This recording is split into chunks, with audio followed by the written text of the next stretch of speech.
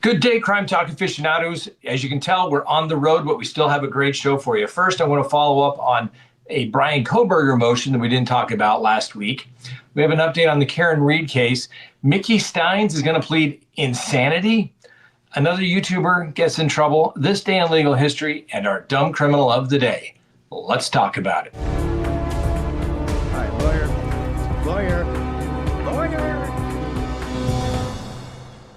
Good day, everyone. My name is Scott Reich, and this is Crime Talk. Thanks for joining us. You know the drill. Subscribe if you haven't. Like if you do. Leave me a comment below. Hit that little bell for notifications. And yes, you can check us out on any of your favorite podcasting apps. As you can tell, we are not in the Crime Talk studios. I had to do a little bit of traveling to do a trial. I'm going to start a trial tomorrow. So we'll see how the week goes, whether we go live on Tuesday night. Just depends on how things are going. We'll just have to wait and see. Going to play it by ear. Appreciate your patience. All right. But what you can do, if you want to, check things out, go to crimetalksearch.com. When you do, you'll be able to do a background subscription search on as many people as you desire. The report is literally prepared while you wait. It is emailed to you, and you can get updates if something changes. So you're going to get information in that report that's going to have one's telephone numbers, emails, social media presence, whether they own property, cars. You're going to find out if they have judgments against them. Are they married? Are they divorced? Do they have a criminal history? Do they have to register as a sex offender? All those types of things that you want to check out and know about if somebody is coming into your life or deciding whether you need to get somebody out of your life. All right. So let's go ahead and get to the docket today for Monday, March 24th, 2025. Now, Thursday, we had a big show. It was a long show, but I still didn't cover a lot of the motions that were covered in the Bryan Kohberger matter. And what I want to cover is the state's response to the defendant's motion in limine number 6 in regards to the word touch DNA or contact DNA. All right. And literally, we're arguing over semantics. But what did I tell you? Motions in limine, when you get to trial, that's where both sides are saying, Judge, we'd like to get a pretrial ruling on this because, well, it kind of hurts our case. So if we know this thing is coming, we'd like to be able to figure out a way to, do it and plan and prepare. And same thing with the prosecution. They want clarification. So like I said, this is the state's response to the defendant's motion in limine number 6. All right. I'm going to cut through some of the stuff that's not really relevant, but we're going to get all the important parts of the argument. All right. Comes now. The state by and through the Latah County Prosecuting Office and responds to the defendant's motion in limine regarding the use of the term touch or contact DNA or opining on the means or mechanisms by which DNA came to be present on the knife sheath. This court should deny the defendant's motion because Ms. Nolan's disclosure demonstrates she will not use the phrase touch DNA in a manner that will mislead the jury. Her opinions as to the DNA found on the knife sheath are admissible under the Idaho Rules of Evidence, and her opinions are proper rebuttal testimony. Now, Ms. Nolan's disclosure demonstrates that she will not use the phrase touch DNA in a manner that will confuse or mislead the jury. Now, Ms. Nolan's use of the phrase touch DNA will not mislead or confuse the jury. The court may exclude relevant evidence if its probative value is substantially outweighed by the danger of one or more of the following: unfair prejudice, confusing the issues, misleading the jury, undue delay, waste of time, or needlessly presenting cumulative evidence. That's Rules of Evidence 403. All right. Ms. Nolan's testimony, which will be consistent with her disclosures, will not mislead the jury or confuse the issue. As her disclosure indicates, Ms. Nolan uses the phrase touch DNA only to distinguish that type of DNA with other kinds of DNA. DNA may be present on an item in the form of biological material such as blood, semen, and saliva, or may be left on an item when it is worn, wearer DNA, or handled, touch, or transfer DNA. And state's rebuttal to the defendant's supplemental response to requests for discovery regarding expert witnesses, and then they cite a page number. She goes on to explain how DNA can be transferred to an item, including that it can be transferred from one person to another person before being deposited on the item. And they quote, DNA can be deposited on or transferred to an item through transfer or bodily fluids to an item, wearer of an item, and handling an item. Primary or direct transfer to DNA transferring directly between the individuals or between an individual and an object. Indirect or secondary transfer refers to the transfer of DNA from one person or object to another person or object through an intermediary. She then describes at length various factors that can affect primary and secondary transfers, including the shedder status of the individual.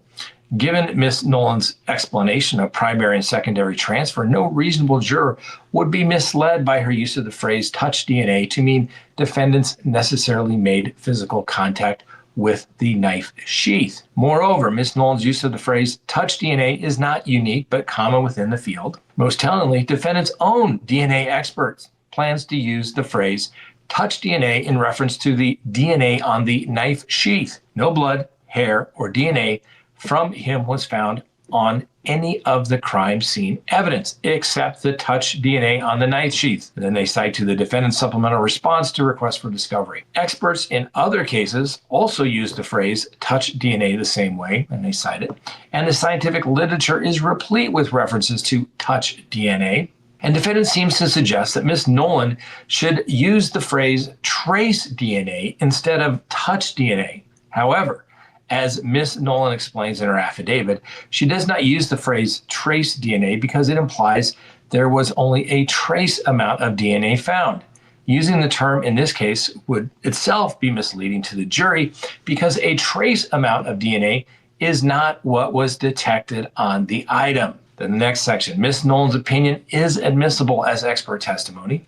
A witness who is identified as an expert by knowledge, skill, experience, training, or education may testify in the form of an opinion or otherwise if the expert's scientific, technical, or other specialized knowledge will help the trier of fact to understand the evidence or to determine the fact at issue.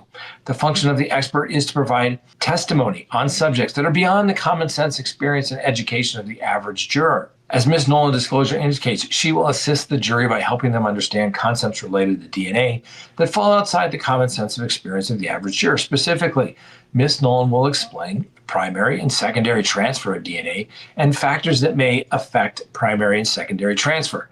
No average juror would understand those concepts without the type of training or experience Ms. Nolan has, and Ms. Nolan will opine that the amount of DNA found on the sheath and the fact that it came from a single source makes it more likely that the DNA arrived on the knife sheath because of primary transfer rather than secondary transfer. That too will assist the jury because a non-expert possessing those same facts would have difficulty interpreting their significance. Ms. Nolan's explanation and interference both go to this significance of defendant's DNA on the knife sheath, which will be a critical issue in the trial, especially considering defendant's expert's proposed testimony that at least implies the jury should attribute little or no significance to the defendant's DNA on the knife sheath. Defendant argues that Ms. Nolan's opinion is inadmissible because she cannot conclusively offer an answer to the question of when and how, but that's often the case with the proper expert testimony. In Hall, which is a case they cite to, a woman was found dead floating in a river. An expert autopsy determined her cause of death was strangulation. At trial, the state called an expert, the forensic pathologist who conducted the autopsy. Although he could not be for sure, the forensic pathologist was allowed to give an opinion on how the victim was tied just after death, using photos showing a reenactment of the body as it postulated and have been hogtied either before or soon after the victim's death. The Idaho Supreme Court held the district court properly admitted the expert testimony that hogtied positioning was the most likely. The court explained that the expert's opinion regarding how the victim was tied was not based upon mere speculation or possibility, but was based upon the lividity patterns observed on the body. The court also observed that the pathologist admitted the limitations of his opinion, holding it was not error to permit an expert to testify about possible causes of the fire and opined to be an honest most likely of fire. Ms. Nolan's opinion that the DNA on the knife sheath is more likely the result of a direct transfer than secondary transfer is admissible for the same reasons as the court approved the admission of the pathologist as most likely testimony as in Hall. Like the pathologist in Hall, who explained his opinion was based upon the lividity patterns, Ms. Nolan has provided a sufficient factual basis by explaining her opinion is based upon the quantity of DNA detected and the fact that the DNA profile obtained is single source. Ms. Nolan's full acknowledgement that she cannot conclusively state how the DNA arrived on the knife sheath does not mean her opinions are excludable, as the defendant claims. It simply means that she has admitted their limitations, which weighs in favor of admission. Defendant erroneously asserts Ms. Nolan's opinion is not admissible because there is an agreement in the forensic DNA community that experts should not give such opinions. Defendant's assertion is flawed, both as legal and a factual matter.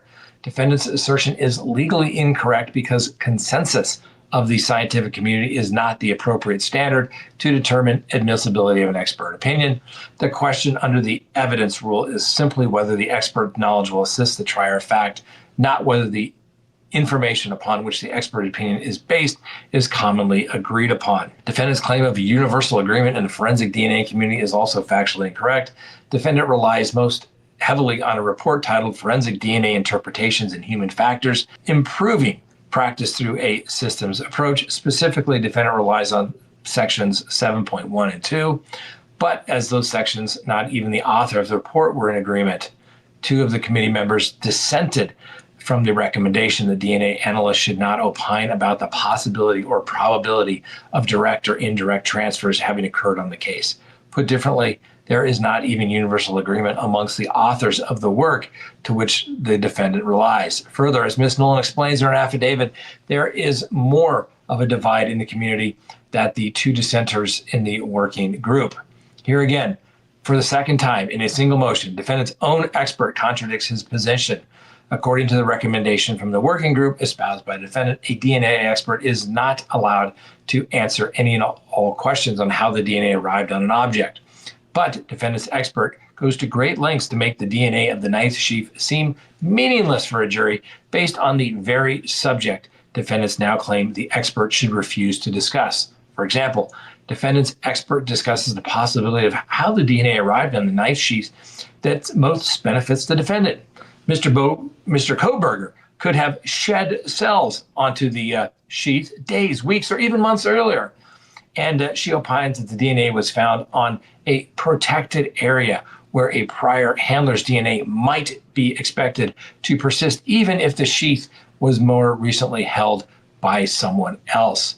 Defendant's expert's opinion is itself evidence that there's no agreement in the community that the DNA experts should not testify to these topics. In all events, it is not the non-unanimous recommendations of a divided working group that determine the admissibility of evidence in Idaho courts. It's the rules of evidence, and explains above, Ms. Nolan's opinions are admissible. They go on to say the expert testimony disclosed by Ms. Nolan's constitute proper rebuttal testimony. Rebuttal evidence is evidence which explains, repels, counteracts, or disproves evidence which has been introduced by or on behalf of the adverse party. The state disclosed in its initial expert disclosures experts from the Idaho State Police Lab who swabbed the knife sheath for DNA, swabbed defendant for the DNA, and compared the DNA from the knife sheath to the defendant's DNA. Based on those disclosures, the DNA lab analyst who compared the DNA will testify that the defendant's DNA matched the DNA obtained from the knife sheath. The defendant disclosed his DNA expert. The defendant's DNA expert could not refute the DNA on the knife sheath that matched defendant's DNA, acknowledging there is good support that Mr. Kohberger's DNA was found on item 1.1, a swab from the knife sheath. Instead, the disclosure for the defendant's DNA experts indicates she will inform the jury that DNA on an item could be the result of indirect transfer from skin cell DNA. The disclosure implies the jury should give little weight to the defendant's DNA at the crime scene because it could just mean defendant's DNA was nothing more than innocuously shed skin cells prior to the crime, and the knife sheath could be picked up and transported to a crime scene by someone who else shed no DNA on it. She also opines that the DNA was found in a location that suggests it would persist for a long time because it was protected. Now, Ms. Nolan's rebuttal disclosure explains and counteracts the disclosure of defendant's DNA expert. While Ms. Nolan acknowledges the limitations of current technology in determining how DNA arrives on the object, she also explains factors that can affect persistence and may suggest that DNA arrived on or an object via primary or secondary transfer. Ultimately, she concludes that it is more likely the defendant's DNA in the knife sheath arrived via primary transfer, which means, contrary to defendant's expert opinion, the DNA on the knife sheath has more significance than the source being defendant. This is textbook rebuttal testimony. Defendant claims without citation to any authority that Ms. Nolan's testimony should be excluded as improper rebuttal evidence because it appears to be the state's theory of the case. But the mere fact that testimony might well been presented during a party's case in chief does not by and of itself make it inadmissible for rebuttal.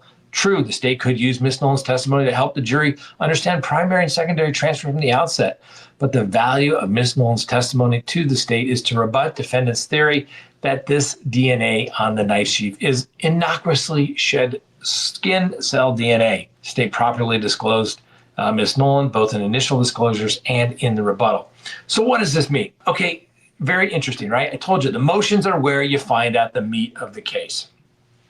So the prosecution has endorsed Ms. Nolan as a rebuttal DNA expert witness to the defense's expert witness. Now, yes, they're going to be able to call in the people who swabbed, did the cutting, did the testing, the analysis for the DNA, and they're going to say, yes, that was Bryan Kohberger's DNA right there on that knife sheath little button. And if I was in the CrimeTalk studios, I would hold up the K-bar that we've had since 1988. And they don't plan on calling Ms. Nolan in their direct testimony. The prosecution is going to wait for the defense expert to testify to say, don't worry about this. This all could have been shed innocuously. It's no big deal. You can't say how it got there, anything along those lines, which we've talked about in the past. Any DNA expert will say, unless you saw somebody touch something, like a pen and touch it, right, for direct, or if I gave it to, Frank, the hardest working man in show business, I gave it to him and I got it back and maybe we have a mixture on this particular pen. But unless you saw somebody touch it, do whatever, one could have to reasonably explain, right, through circumstantial evidence, the DNA was there and the amount of DNA. So the amount, they can say, hey, there's a really strong sample of DNA or there isn't. And if there isn't, then it gets into the realm of they can't even, possibly use it. But they're saying, hey, we've got a lot of DNA here. No doubt that this more than likely came from somebody having direct contact with the knife sheath. So if that's where the defense wants to go, the judge is going to say they have a right to do that in their rebuttal case to rebut the fact that, this could have just got there anywhere. You don't know how it could have happened weeks ago. Well, the fact that it could have been weeks ago, months ago, but it was so well protected, it's going to be tough. So I've told you all along, you can go back to the original case when this thing started and we heard that they had DNA evidence. That's what it comes down to, ladies and gentlemen. Bryan Kohberger, although he has no burden to explain how that DNA must have got there, job of his attorneys are to raise reasonable doubt by saying, DNA experts, you can't say the circumstances by which it got there. And the DNA experts will say, no, I can't say how it got there, under what circumstances. I'm just telling you, that guy sitting over there at the defense table, his DNA's on it and nobody else's. And then the defense has to kind of explain it away.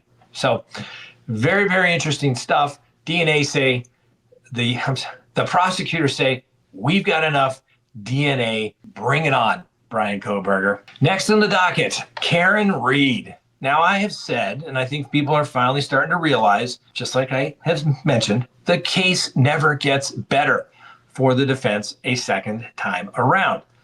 In my humble opinion, it looks as though, obviously, the prosecutor now knows what the defense case is. And if the defense strays from their previous defense, they certainly have a right to do so, but the reality of it is that they're going to look a little disingenuous now, wouldn't they? And so now, since the prosecutor knows what they're doing, the special prosecutor has literally tried to completely dismantle the defense, and they're counteracting the defense by calling new experts, basically just trying to shut down the whole case, all right? And it's going to get interesting, all right? these attorneys don't like each other. Sometimes it's just amicable. Hey, your client, created the facts. The prosecutor's like, hey, I'm just working with the facts. And, everybody's like, it is what it is. Everybody's professional. But these attorneys really don't like each other. I think because defense attorneys, Mr. Jackson and his team, have literally assaulted the police officers. It's one thing to say, hey, save it for court. You're unethical. You didn't do this. You didn't do that. Flawed testimony, something along those lines. But to go after them so personally and really having not a lot of evidence, and I'm not sure they're going to get their alternate suspect in this time around. And I'm not sure the judge really understood it the first time through. So we're going to have to wait and see. And then we have the whole issue also as it relates to Karen Read doing this, I don't know what channel it was, Netflix or whatever. I mean, it'd be malpractice to have your client talk to the press and it get released. I think it was a publicity stunt where they thought they were going to put so much pressure on the prosecution that they were going to somehow dismiss the case because Karen Read was going to be so likable. There's admissions that were made in that. And additionally, now there's an argument that she's waived attorney-client privilege talking to, the reporter guy, Turtle Boy, that had his blog, and then talking about conversations he had with the attorney. You can't talk about those conversations, otherwise they're not privileged. So Hank Brennan, the special prosecutor, is going after that. And I'm telling you, I don't know how it's going to go. We'll give Karen Read the presumption of innocence. But I've said, go back and look right after the day Karen Read, where the mistrial was declared, I said, be careful what you wish for because it never gets better for it. So anyway, last Thursday, a judge allowed Karen Read's prosecutors to get some data the police were going through from phones belonging to Aidan Kearney, the blogger known as Turtle Boy, who's charged with intimidating a witness in the Karen Read case. Now, in the ruling, a different judge, not Judge Canone or Kanani or however you pronounce her name, but this guy, Judge Adam Sisiski, ordered the prosecutor in Kearney's case to give his counterparts in the Read matter all the data concerning communications between Kearney and several Read witnesses he had allegedly intimidated. Now, the judge also ordered the prosecutors to provide any video images and other data showing alleged witness intimidation, but he denied a request from Read's prosecutors for communications between her and the blogger specifically. Now, what we can tell was that the two, Ms. Read and Mr.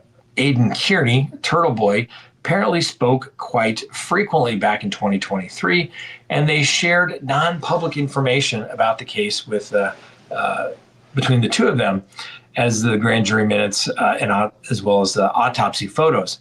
Well, the special prosecutor, this Hank Brennan guy, had said in court last week that he wanted the communications between Read and Kearney to help establish her consciousness of guilt in the eyes of the jury, right? If you're trying to put out false testimony, you're trying to explain away everything and trying to create this narrative, kind of goes, like thou protest too much. And it shows consciousness of guilt. Anyway, the judge said the government hadn't convinced him to grant that particular request. She said the defendant's own conduct, whether sending texts or other messages and information to Mr. Kearney related to Ms. Kearney's alleged act of witness intimidation, would seem relevant under the circumstances. But even in this narrowed scope, the request requires the production of data far beyond just Mr. Kearney's communications with the defendant, and the Commonwealth's request as presented would scoop up an entire universe of Mr. Kearney's own messages, videos, and communications with others with no regard for or limitations based upon whether Read knew or was involved in such communications. For that sort of data, prosecutors haven't met their burden, showing that its relevance or evidentiary value in the case. Now, Mr. Kearney has championed Ms. Read's claim of innocence and has pled not guilty to a host of charges for allegedly harassing and intimidating witnesses in her case. He and his lawyers say that all the moves were legitimate acts of reporting and advocacy protected under the First Amendment. His trial date has not yet been set. And then on Friday, prosecutors also filed a motion to seek all texts, emails, and written communications between Read and attorney David Yannetti, the first of several lawyers she soon hired after O'Keefe's death, back in January of 2022. Now, prosecutors say that Reed has effectively waived attorney-client privilege for those days by describing her correspondence with Yannetti in the timeframe in media interviews. Prosecutors said she told one interviewer, "When I talked to David," now this is later, David said, "Karen, if you anticipated him in any way, there's culpability there." She told a second interviewer, prosecutor said, that a rumor that there is a text message between her and her counsel that implicates herself is a provable lie. Now, in a third interview, she said that on the night of January 29th, she asked Yannetti, like, "David, what if I don't know? And what if I ran his foot over? Or what if I clipped him in the knee and he passed out?" And David said, "Yeah, then you have some element of culpability." So that's how I thought about for the first 3 days. Now, Reed intentionally waived her privilege by disclosing her conversations to a nationwide audience with her attorneys, the prosecutors are arguing in their motion. And separately, Friday, a federal judge in Boston denied a request from Reed's lawyer to pause the state court proceedings while she seeks to have the murder and leaving the scene charges dropped against her. Her lawyers had asked the Supreme Judicial Court to drop those counts on the grounds that multiple jurors told them that indirectly or through intermediaries that the jury unanimously agreed to acquit her on those counts. The equivalent of the Supreme Court there in Massachusetts rejected that request last month, and a federal judge in Boston followed suit last week.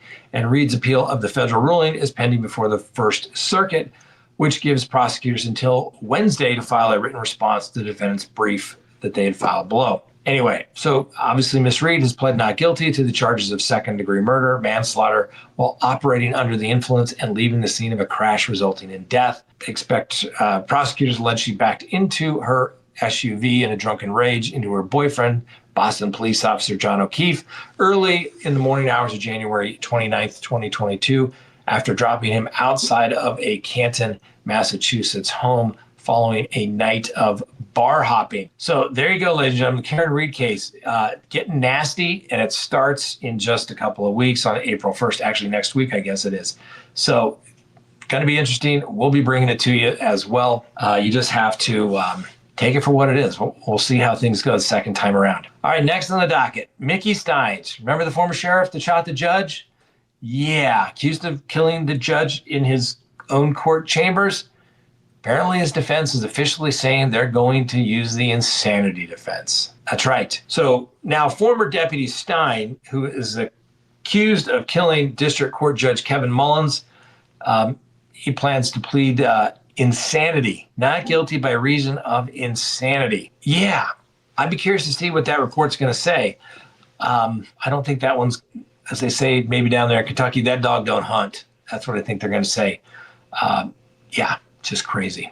Next, another YouTuber gets into some trouble. There's been a lot of them over the years, but this guy by the name of Eric Van Conover, who is a content creator who shares luxury real estate properties with his nearly 3 million subscribers, was arrested on March 15th after he allegedly hit down a New Hampshire Bartlett patrol officer, Cameron Emmett, during a routine traffic stop. Now, Emmett was attempting to pull over Conover after he sped past him in a Jeep doing 55 to 60 miles an hour in a 35 mile an hour zone. And things kind of went from there. Now, allegedly, after running over the officer and throwing him an estimated 20 to 40 feet, Conover continued to drive another 28 miles until he was officially pulled over and arrested. And then things got interesting. During the court hearing, Conover said the entire situation is just a big, massive misunderstanding, inserting that, hey, he is a public figure because of all of his followers online. I have everything right here, and it's all falsified, he said, as he lifted up a police paperwork related to the case. If anyone dares to try to test my mental competence, I will eviscerate every single person with my intelligence right now, and that's not being egotistical. In another moment, he shouted, "Mom, thank God, look at me." His parents joined in the virtual court hearing. Now, his father and mother then tried to calm him down, and she told her son, Eric, we're here to help you. Now, Conover also took a moment to pray, reciting the Our Father's prayer, as he donned his little jailhouse suit. Now, the content creator insisted that police allegedly have the wrong person, as he told the magistrate that he is from New York, not Aberystwyth, New Jersey, like authorities believe that he is from. This obviously is just a big misunderstanding, he kept telling everybody over and over again. So, hey, what can you do? Anyway, the officer apparently exited his vehicle, moved around to the rear of the cruiser, and then Mr. Conover then backed his vehicle rapidly, pointed it directly at Officer Emmett, and accelerated, striking him at a reasonably high rate of speed, according to the police. And apparently, unfortunately, that an amateur drone operator was in the air when he saw the interaction, was able to capture it on video. Ooh, video, even on the side of the road. Anyway, Emmett suffered a leg injury from that incident, and after allegedly hitting the officer, Conover, like I said, continued to drive. The entire pursuit lasted 38 minutes until Conover was stopped by the state police, where they had to deploy spike strips, the little things they throw out in front of the car. The tires go flat. That's how they stopped him. Anyway, Mr. Conover's attorney says that his client denies all of the allegations. And this is a travesty of a mockery of a sham, and the truth will come out, he says. All right, next on the docket, this day in legal history.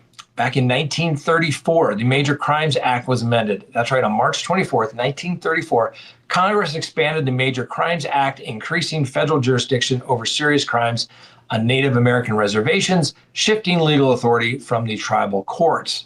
Back in 1961, the 23rd Amendment was ratified. That's the process to ratify. The 23rd Amendment began gaining traction, formally ratified later, granting Washington, D.C. residents the right to vote in presidential elections. And then on this date in 1958, Elvis Presley, well, he's conscripted into the Army. On this date in 1989, the Exxon Valdez oil spill in Alaska prompted an immediate legal response, leading to one of the largest environmental lawsuits in the United States history, as well as a slew of more laws and regulations.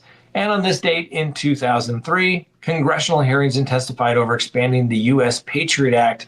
Obviously, this shapes the legal framework for surveillance and anti-terrorism measures post 9/11, so it makes the government be able to listen to everything you say or do and store it in some big computer in Utah. And then when they don't like you, they go back and they search the name, and then they find your name. And finally, our dumb criminal of the day.